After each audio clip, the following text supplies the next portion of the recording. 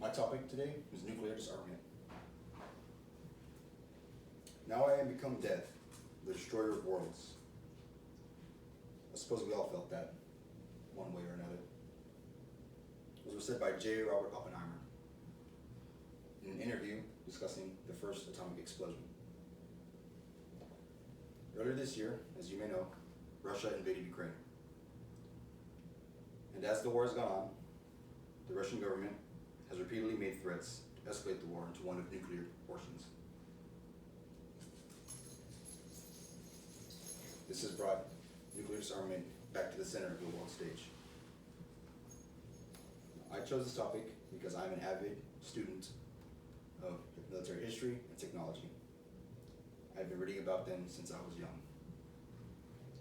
That being said, I have absolutely refused to study nuclear weapons in any way, shape, or form. I believe that humanity should not be in possession of weapons that pose such a serious threat to all walks of life on our planet. It has been 77 years since the US dropped the first atomic bomb. And sadly, since then, the number of weapons in this world has increased. We will all need to work together until we are rid of these apocalyptic devices. In 1945, the US dropped the first bomb on Hiroshima. And every nation took notice of that. Many knew that they would need weapons like these to secure their place in the future. And this saw a massive increase in the total number of nuclear arms in the world. However, with this increase came a new dark realization. Now, the only way to maintain peace was through the mutually assured destruction of each other. According to the Federation of American Scientists, in an article they published in 2022, there are approximately 12,700 nuclear warheads in the world, split between 9 countries. However, that number is only an estimation, as some countries refuse to disclose how many nukes they have in their arsenal. But what are our governments doing to end this threat?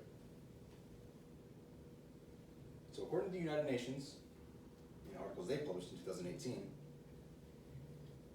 the key to our disarmament has stagnated. Institutions that were created originally to lead the way have fumbled.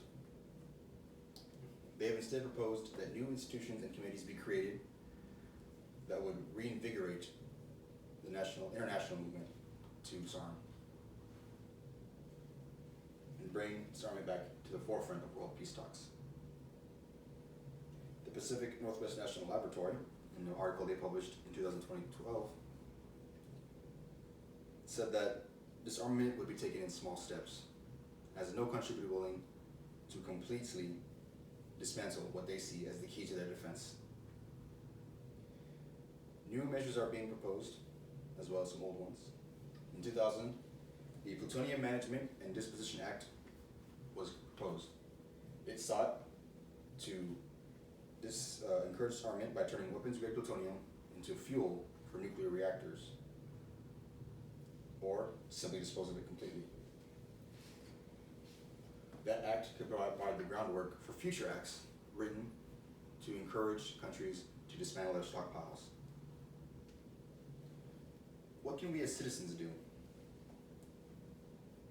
Julian Borger, in an article published by The Guardian this year, 2022,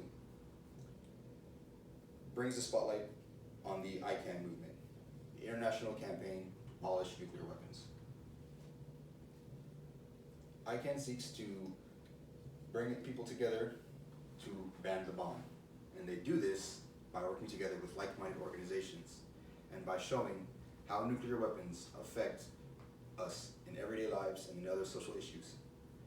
They point out that the resources used to create and maintain nuclear weapons are not being used then to combat things such as climate change and financial inequality in the world. So, since 1945, the key to our destruction has become a normalized part of life. But there is hope. If governments and their people can work together to end this threat, we could see a drastically better world. It must be the citizens' responsibility to pressure their governments to seek ways to disarm. And then it must be the government's responsibility to commit to these measures. As I said before, there are over 12,000 nukes in the world. As long as there's even one warhead left, there will be too many. ICANN is just one example of an organization. There are many more, such as Greenpeace, which seeks to promote awareness on how nuclear weapons affect our environment and catastrophic damage they could have. And I encourage you all to look them up and find ways to be more involved with them. Thank you.